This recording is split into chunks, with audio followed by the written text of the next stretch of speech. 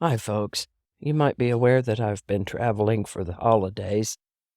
Unfortunately, I seem to have come down with something. I haven't been sick in a good long while, and even longer than that I've been sick like this. One of my family members has guardianship of a fragile special needs baby, and we can't have the baby getting sick with whatever it is that I've got. So I came home and will be spending a few days getting well. I do have a couple of words that you all have requested for word of the day, and we'll hang on to those until I can read them without falling into paroxysms of coughing. Until then, I'll find some episodes from previous years to run for you. I appreciate your thoughts and prayers as I get better. We'll talk soon.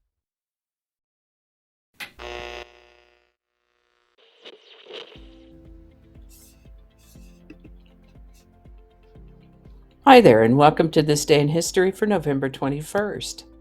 November 21st is the 325th day of the year in the Gregorian calendar, 326th in leap years, with 40 days remaining to the end of the year. Today's word is extirpate. Extirpate is a verb that means to destroy completely, to wipe out, to pull up by the root, to cut out by surgery. Often used to describe annihilation of plant and animal populations, but it can be used anywhere that you want to describe the complete removal or destruction of a thing, as in, the candidate vowed, if elected, to extirpate corruption in the mayor's office, or Janelle set about to extirpate the Bermuda grass from her garden. Sometimes when you see the word decimate being used, extirpate will have been the more correct word to use. Extirpate comes to us from Latin, first known use, 1535. Extirpate. And with that, we're going to start with the kind of story that exemplifies why I enjoy history. I will admit it was always just a bunch of blah, blah, blah until I understood, hey, wait a minute, this is about actual people. Things they did, decisions they made, actions they took, and what happened because of it. I like to think of history now as elegant gossip. Elegant gossip. So here we go. So it was over 200 years ago, back in 1776. The colonists were in the midst of the Revolutionary War, trying their level best to pull loose of Great Britain and the control of King George. The main characters in today's drama are General George Washington, a general named Charles Lee, and a British Lieutenant Colonel Banastra Tarleton. English-born General Charles Lee had taken a commission in the British Army upon finishing military school some 30 years previously at a young age and served in North America during the 7 Years' War. As the American Revolution evolved into a fighting war, he felt slighted that the less experienced Washington had been given command of the Continental Army. Interestingly, Lee had been adopted into the Mohawk tribe by way of his marriage to a Mohawk woman, and it seems that General Lee had a bit of a temper on him, such that the Mohawks had given him the moniker of Boiling Water. Also, it seems that being married apparently didn't dim his interest in, shall we say, ladies to whom he was not married. So comes November 21st of 1776. General Lee was out in Westchester County, New York, and General Washington wrote to him to report the loss of Fort Lee, New Jersey. Ordered General Lee to bring his forces to New Jersey right away. General Lee, being his angry, willful self, was in no hurry to do any such thing. Lee wanted to stay in New York and didn't trouble himself to hurry at all in departing, crossing the small state of New Jersey to meet up with Washington at the Delaware River, where Washington waited on the arrival of his reinforcements. And so it is that over 3 weeks later, on December 13th, still dawdling away on his way to meet up with General Washington in New Jersey, Lee left his army and went looking for a girlfriend for the night.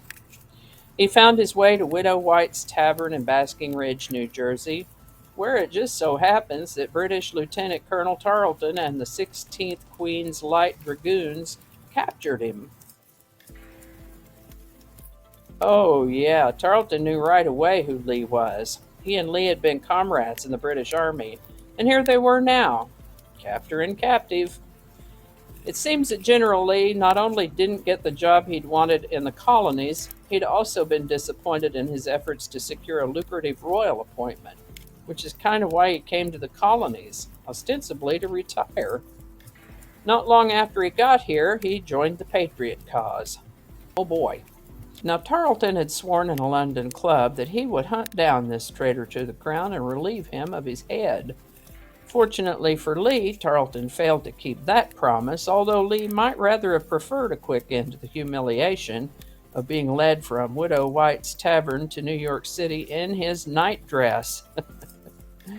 As it happens, the British were quite pleased to have captured the Patriots' best trained commander, while Washington negotiated for his release to no avail.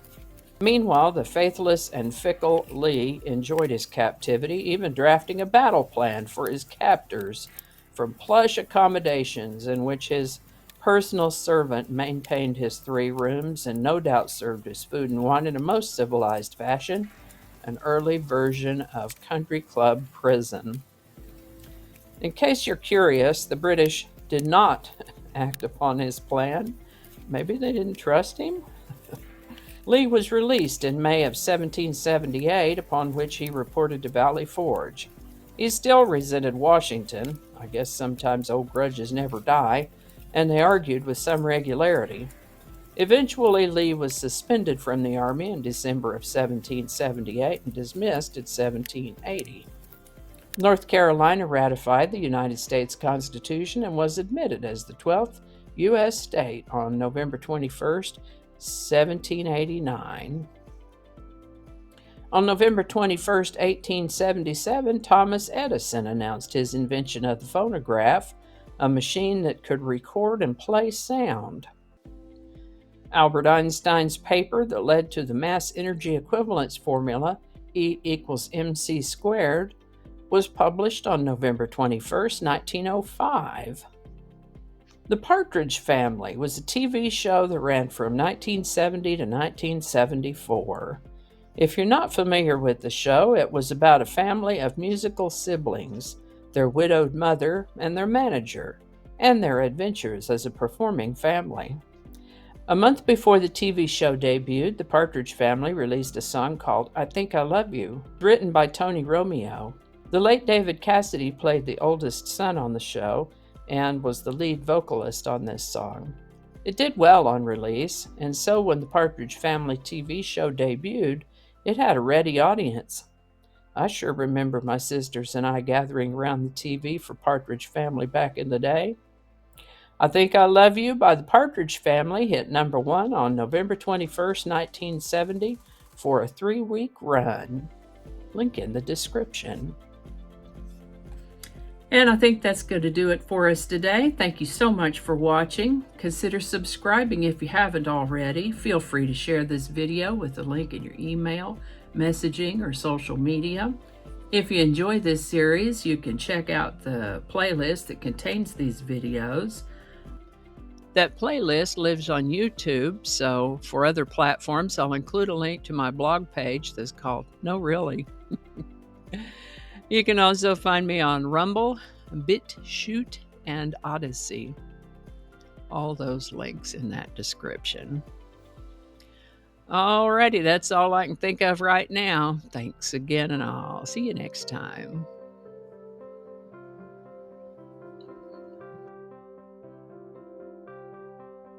This is the birthday. I didn't get that. Could you try again? I wasn't talking to you. Phone. Okay. Cacophony is a sound. Cacophony is a noun that... I'm going to have to look that up. Yeah, that's what it is. Okay. Alrighty. You got to read it the right way. Let's start over.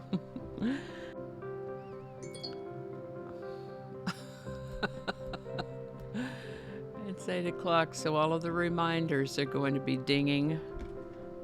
I forgot to turn those off.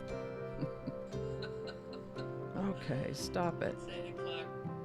Don't alienate people who can be helpful to you.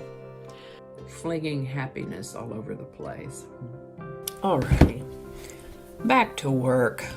I think we got it this time.